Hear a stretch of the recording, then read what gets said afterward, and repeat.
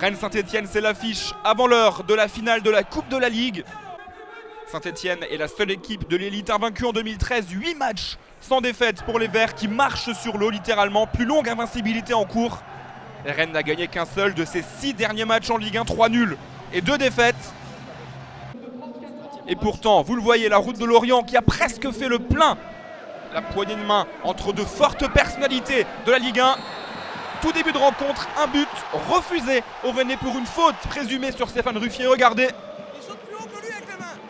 Voilà, vous avez entendu Frédéric Antonetti critiquer la décision de l'arbitre, comme pour rappeler que Saint-Etienne n'a gagné aucun de ses 6 derniers déplacements à la route de Lorient en Ligue 1.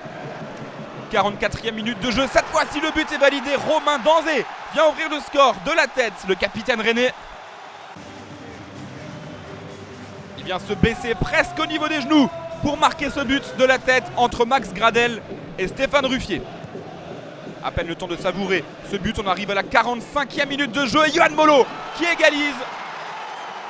Superbe reprise de volée avec le rebond, toute la rage du joueur prêté par Nancy. Encore une passe décisive pour Aubameyang. L'international gabonais est impliqué dans la moitié des buts de Saint-Etienne en Ligue 1 cette saison. Un seul joueur en Europe fait mieux, Lionel Messi.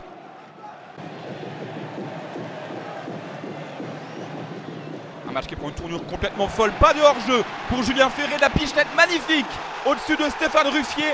Tout le toucher de balle de cet homme, Julien Ferré, qui fait un match excellentissime. Bayal Sall en retard dans le placement et admirer cette pichenette exceptionnelle de Julien Ferré, top but.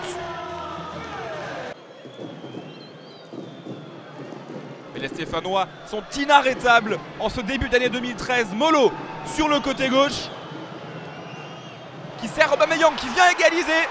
Le premier but, Aubameyang a servi Molo. Cette fois-ci, c'est Molo qui sert Aubameyang. Un petit salto pour le Gabonais. Il a marqué lors des 7 dernières journées. Meilleure série cette saison. Et la dernière fois qu'un joueur a trouvé le filet lors de 7 matchs d'affilée, c'était Loïc Rémy en mai 2011.